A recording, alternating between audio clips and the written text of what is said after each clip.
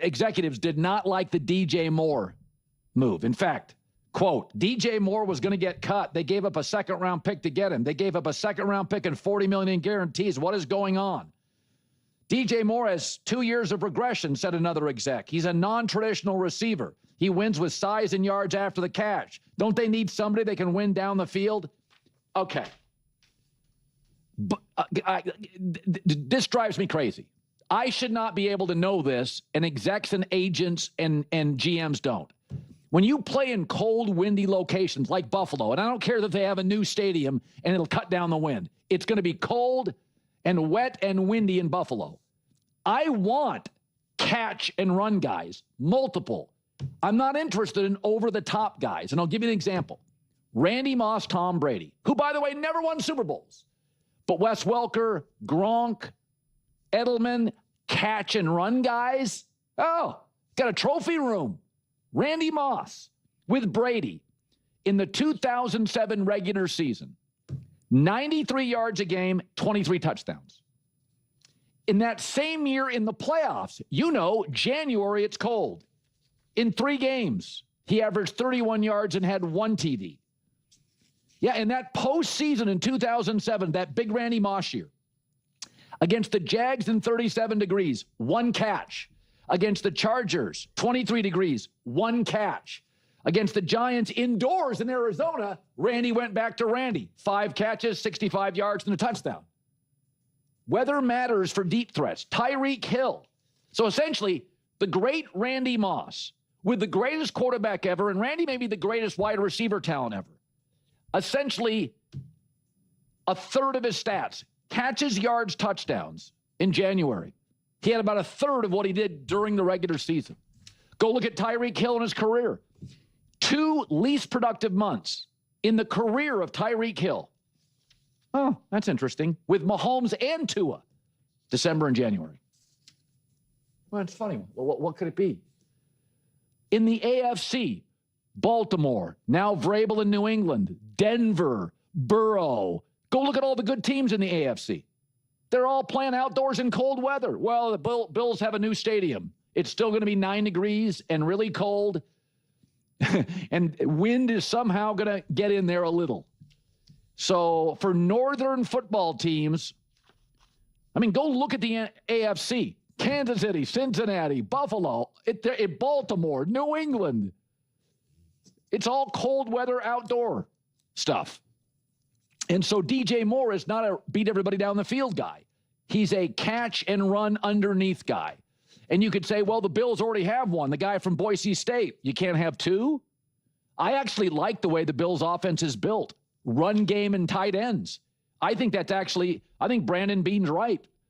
I think that if you are a general manager of a Buffalo franchise, you should be a tight end run team, and your receivers should be catch and run guys, not beat you down the field guys. Because Buffalo's to the point with Josh Allen, it's not about October 18th.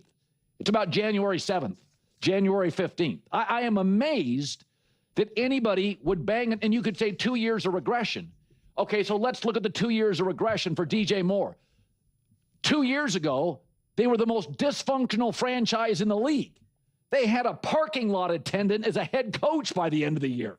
You think that played to it? And then last year, well, they went and drafted Luther Burton, and Colston Loveland became a star in the league. He didn't regress because he couldn't play. His numbers went down because they have a new coach, a new offense, which really caught fire like mid-October, late October, and they had so many darn weapons. Yeah, it's funny. He took what I was about to say about the regression. The moment you say he's regressed these last couple of years, I automatically know you have no idea what you're talking about. You immediately reveal yourself as someone who's just looking at surface-level stats and adding zero context, which is kind of absurd if you're an NFL executive. Like, you don't understand the importance of context. Again, the Bears were an absolute mess. I watched every single one of those games. They were an absolute disaster. And even last season, Caleb had some really awesome plays and was moving forward, etc., etc. But he was wildly inaccurate. He was one of the, if not the, most inaccurate quarterbacks last season. That's just a fact. I understand people want to keep denying that or start playing this game of, well, it doesn't really matter. Even Nick Wright was working overtime, saying maybe it doesn't matter because you're better off being a 40% three-point shooter, and it's okay if you're a 30% two-point shooter. And it's like, sure. But it's just really inaccurate. And when you're that inaccurate, it's hard on a receiver. It really is. It's hard to get into that rhythm.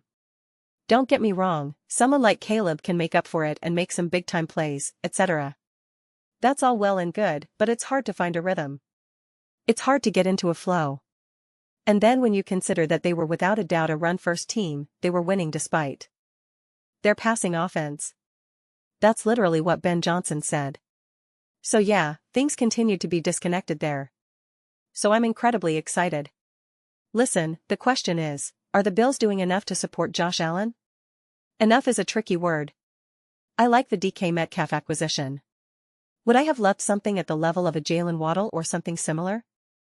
I was going to say the equivalent of last year adding Devonta Smith, but listen, I ripped the Bills for not doing that and said there were no excuses not to make a move like that. And it clearly worked out for the Rams. But I believe in this move. Do I think this move is the difference maker? The one that now unlocks the offense? No. Do I think it significantly elevates the offense? Absolutely. Absolutely. Is it just someone who actually knows how to do their job, who can actually build a connection with Josh Allen? I do. Someone who's willing to put in the work? I do. So all of that matters most to me. You know, the whole song and dance about going over the top and needing someone who can get downfield. I still have PTSD from Stefon Diggs dropping that ball downfield against the Kansas City Chiefs. Oh, it's so close. Was it so close, Stefon? Was it so close? Yeah. You do need both, no matter the weather. I understand what Colin is saying, and Colin always uses Randy Moss as an example. See, it doesn't matter.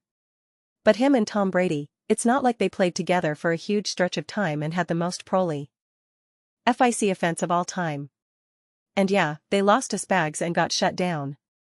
And the Super Bowl isn't outside in freezing cold, snow, and wind. So you know what I'm saying? You can't really use that as an example. That's just something that happened to the Patriots. I'm pretty sure if you played that season 100 times, they probably win the Super Bowl 95 times or something. I'll leave the door open for a couple of other crazy things to happen, but I'm not going to lose sleep over that. And then you talk about Tyreek Hill and whatnot, and everyone universally says the offense has gone downhill ever since Tyreek Hill left. That's why the Kansas City Chiefs are now desperately trying to find that next receiver who Mahomes can let it loose to. And they play in very freezing cold weather as well, right? So you can't just draw those lines.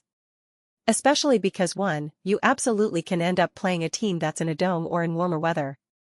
That hasn't necessarily been the case for the Buffalo Bills as of late, but it's definitely possible.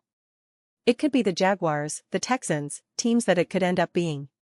So that's obviously a possibility. It's not always in Buffalo. Not to mention, if you're actually in the Super Bowl, the weather is pretty perfect for Super Bowls, right? So you've got to look at everything. But I'm a supporter of this move. I always find the whole anonymous NFL executive thing fascinating. The way these execs operate, their personalities, the power they have within their franchises, and I'm sure within their own inner circles and with friends and family, the fact that they're NFL execs carries weight. That's cool. Who are you? I'm the GM of the Buffalo Bills. That's going to be awesome. You have a cooler, more fascinating job than 99% of people. The only people beating you are tech billionaires or something. Someone who says, oh, I work for this consulting company, that's cool. But I work with Josh Allen? There needs to be a show just about these execs, because I'm telling you, they probably live pretty fascinating, pretty wild lives. So anytime you hear anonymous execs talking about other people's decisions and other people's business, I'm like, I don't know. If they're talking about players and the feeling about a specific player, or what the perception is about a coach, I'm more open to that. But when they're discussing the moves of another team, I'm like, who are you interviewing? And what NFL exec? Is it the Arizona Cardinals exec? Is it the Cleveland Browns exec? Who is it? Is it the Eagles? Is it the Rams? I'd love to know. And what are the motives behind the conversation? what are the motives? Again, I'm way more open when you hear anonymous GM or exec say, this player's really not that good. The temperature in the room is that he's tough to bring into the locker room because of X, Y, and Z. Or he's no longer worth X, Y, and Z. I'm like, okay, I'm a little more open to that. I still won. To figure out the context of the conversation, figure out the motives, but I'm a bit more open to that type of stuff. But when you have one exec specifically commenting on the moves of another exec, it's like, huh. Which team is it? Who is it? When did you ask them? What's the story? What did their team just do? Is it the Baltimore Ravens saying, we don't think much of what the Bills are doing? They're having a bad offseason. Look at them, not us? Is it the Cincinnati Bengals exec? Who is it? I'd love to know. Love to know. But those are just my thoughts. I'd absolutely love to hear yours. What do you all think about the Buffalo Bills' DK Metcalf acquisition? Did they give up too much for him? Will he not have a big enough impact? Are they doing enough to support Josh Allen? Let me know your thoughts. I read every single comment. So whether you agree with me or disagree, either way, let's get into some discussions. Let's get into some fights. But ultimately, let's just have some fun. Please do consider subscribing. We're building an amazing community here. I'd absolutely love to see you part of it. I want to build something that we all generally feel connected to. Something that we're really excited to be part of. I think we're well on our way.